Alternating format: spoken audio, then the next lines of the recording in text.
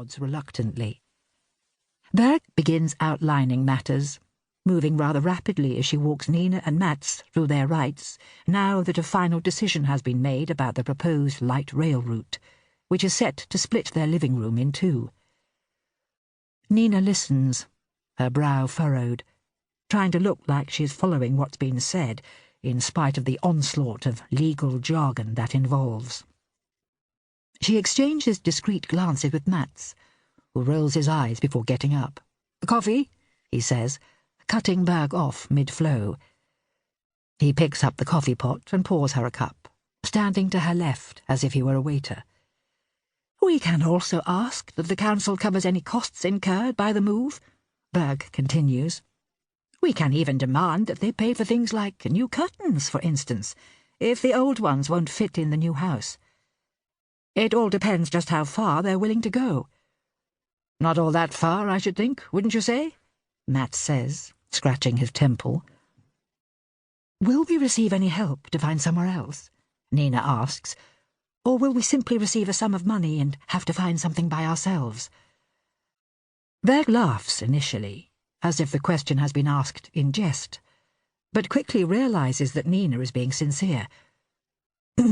"You'll have to find something by yourselves. Yes," she replies with a quiet cough, "and I'd start looking now if I were you." "Good God! We'll spend every weekend for the foreseeable future traipsing around viewings and worrying about who's bidding what," Nina says to Mats, clearly less than delighted by the news. "It's a toss-up between Haukelen and Nigoidsheiden, then," Mats says. "Rock, paper, scissors. Come on," he says, raising a fist in Nina's direction. "Which of us will be rewarded with the shortest commute?" "You won't be standing for re-election, then?" Berg asks. He shrugs. "I never thought I'd hear myself say it, but I've started to miss all those blocked sinuses. When it comes to actually making a difference in people's lives, working in the ear, nose and throat departments beats the local council hands down." "Oh dear, the lament of the long-suffering health board representative," Nina says. "But which of us has the most years left to work? I'll only be attending viewings within a 100-metre radius of the Faculty of Humanities." "Well, it's just a case of starting to look, even if the demolition itself is some way off. As you know," Berg adds, looking at Mats, "I think we can secure a fair settlement if we make it clear that we're willing to act quickly." Nina is hit with a wave of nausea when she hears the word demolition. She brings her napkin to her mouth and coughs quietly.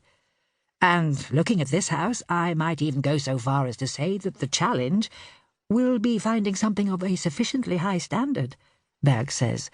"If you're hoping for something equal in terms of condition and style, that is."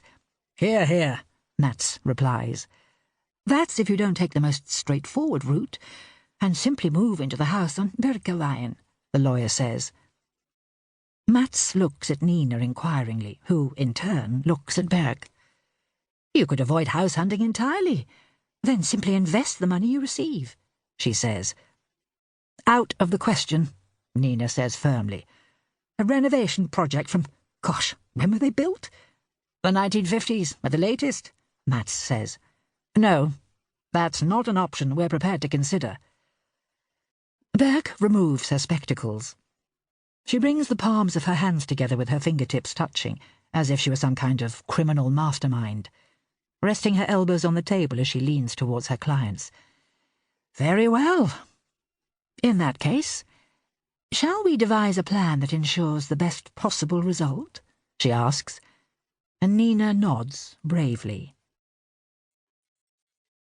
They stand at the living-room window and watch the black Audi, which Berg manoeuvres back and forth at a snail's pace for at least a minute before finally managing to turn it around.